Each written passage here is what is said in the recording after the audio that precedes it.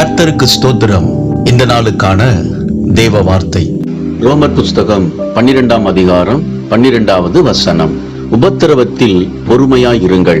இந்த நாளின் தேவ வார்த்தையின்படி ஆண்டவராகிய இயேசு உங்க பொறுமைக்கு தக்க பலனை அவர் தருவார். தாவீது தன் மகன் அப்சலோமுக்கு பயந்து வனாந்திரத்திலே போகும்பொழுது சீமேயி என்கிற ஒரு மனுஷன் தாவீதை சபித்தான், தூஷித்தான், பரியாசம் பண்ணினான். ஆனால் தாவீது எதிர்த்து எதுவும் பேசாமல் அமைதியாக இருந்தான்.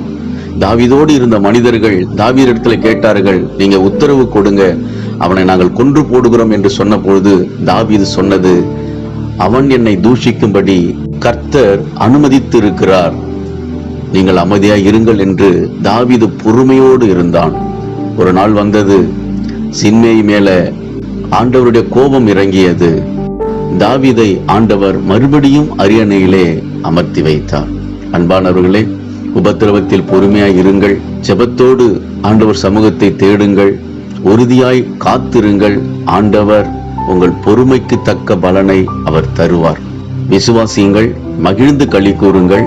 இயேசு உங்களை ஆசீர்வதிக்கிறார். ஆமேன்.